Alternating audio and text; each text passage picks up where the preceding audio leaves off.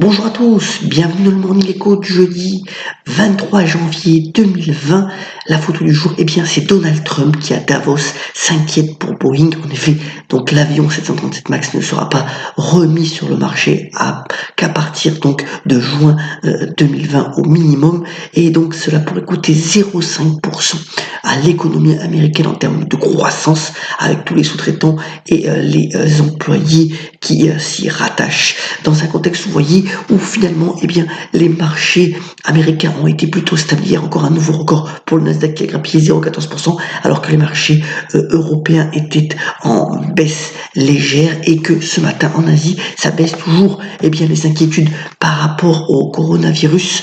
Vous voyez que aujourd'hui, on est à plus de 400 cas déclarés dans cette ville de Wuhan qui a été confinée par les autorités chinoises en termes de transport, bien entendu. Alors le grand chassé-croisé du Nouvel An chinois commence à partir de demain.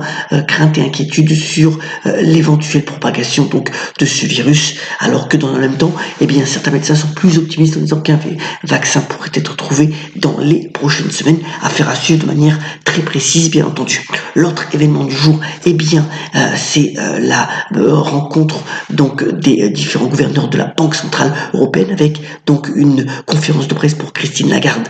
Donc à partir de 14h30, alors 2 points, elle met au point donc la revue stratégique de l'autorité monétaire européenne, suivant 2 phases. D'abord, depuis un certain nombre d'années, comment ont été utilisés les différents outils à disposition de la BCE pour relancer la croissance, mais aussi pour être en phase avec l'objectif d'inflation de 2%. Et puis un autre point aussi très important qui pourrait être abordé par la présidente Lagarde, c'est la stabilité financière, le climat, qui va être donc peut-être dans les nouveaux attributs de la Banque Centrale Européenne, et puis la communication financière.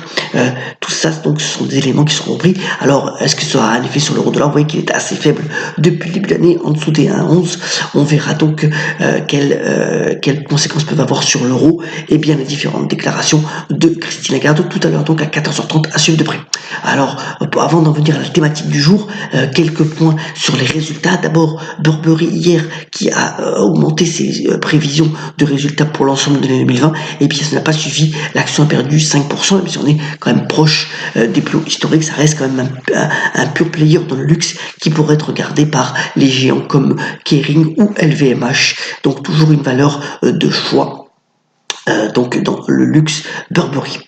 Au niveau des résultats qui sont publiés, alors dans le semi-conducteur, ça va être les stars aujourd'hui, STM avant donc l'ouverture des marchés, qui profite toujours de la bonne cadence des ventes au niveau de l'iPhone, et puis Intel qui publiera ce soir après la clôture, qui aussi profite d'un regain d'intérêt de la part des investisseurs. Vous voyez que les deux courbes quand même depuis quelques semaines maintenant, quelques mois, sont assez liées en termes de performance. D'ailleurs le SOX, le semi-conducteur index, est en pleine forme là aussi, tout proche de ses plus hauts historiques.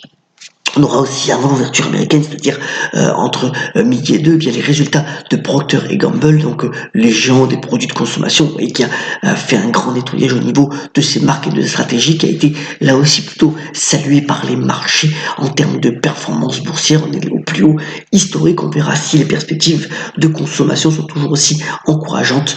C'est intéressant aussi à suivre en termes de résultats. Venons-en à la thématique du jour. Cela concerne l'éolien en mer, dans l'idée du développement durable.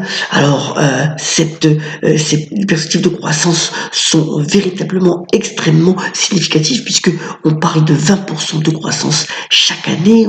On le surnomme le nouveau nucléaire, et donc l'éolien en mer, donc les turbines qui fonctionnent au large de nos différentes mers et océans, bénéficient d'un regain d'intérêt assez important depuis maintenant plusieurs années, et surtout est promis à une croissance donc très importante au cours de la prochaine décennie, à telle enseigne que vous voyez, on est sur des perspectives assez intéressantes. Alors c'est d'abord les économies d'échelle qui ont été réalisées depuis maintenant plusieurs années, mais aussi les nouvelles technologies qui permettent des turbines beaucoup plus performantes en termes de génération d'énergie et en termes aussi de productivité. Donc voilà un secteur qui est promis une forte croissance et vous voyez que l'Europe n'est pas en reste sur ce segment d'activité puisque de nombreuses installations sont aujourd'hui en fonctionnement et qu'il y a encore un potentiel, notamment en Europe du Nord, dans la mer Baltique où de nombreuses installations pourraient encore être mises en production dans les prochaines années.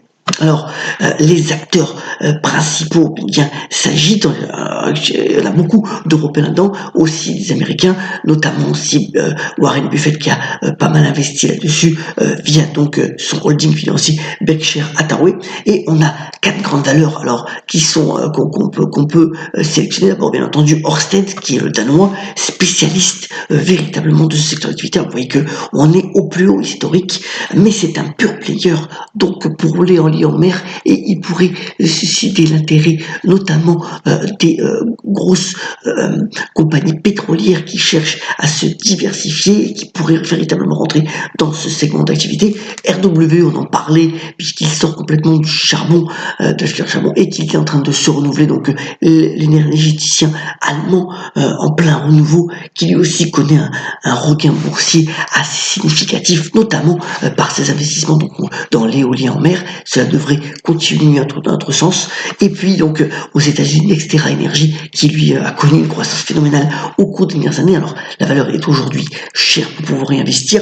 Peut-être une des valeurs qui a un équilibre énergétique assez intéressant et aussi des perspectives de croissance assez fortes et qui est bien investi dans l'éolien en mer. Et bien c'est l'espagnol Iberdrola qui se paye moins cher que ses concurrents avec encore un beau dividende par action à plus de 3,80%. Voilà un bon mix donc pour cette valeur qui croit véritablement à l'éolien en mer et qui a misé donc ce segment d'activité comme une de ses perspectives de croissance importantes. Voilà, pour résumer, l'éolien en mer, c'est une croissance très importante. On sort de tout le segment technologique des GAFA, Google et autres, Amazon, pour être dans un secteur d'activité qui structurellement sera en croissance donc pour cette décennie. Et voilà pourquoi c'est intéressant de s'y pencher comme secteur d'activité. Voilà. Après, on peut faire aussi un mix des différentes valeurs dans un portefeuille diversifié sur cette thématique. Alors aujourd'hui, pour finir cette numéro, eh bien cette nuit on aura 30 ans de envoyé spécial, donc le magazine des reportages donc de France Télévisions, de France 2 en particulier, qui a été créé par Paul Naon et Bernard Benjamin il y a maintenant donc 30 ans. Donc toute la nuit il y aura des reportages, les meilleurs reportages donc qui ont été consacrés grâce à cette émission qui a véritablement suivi eh bien le flux à la fois de notre société mais aussi de ce qui se passait dans le monde. Et voilà, on peut saluer aujourd'hui, c'est présenté par Élise Lucet, mais voilà une grande émission qui fête ses 30 ans. Bon anniversaire en tout cas, envoyé spécial. Terminons ce Nico en vous souhaitant une excellente journée. Par la citation du jour, elle nous vient du grand auteur Stendhal qui a notamment déclaré: il faut secouer la vie, autrement elle nous ronge. Eh bien je vous souhaite de secouer cette journée, d'être dynamique, d'avoir la pêche, sans oublier d'être solidaire, et on se retrouve demain pour un nouveau Nico. Excellente journée à tous.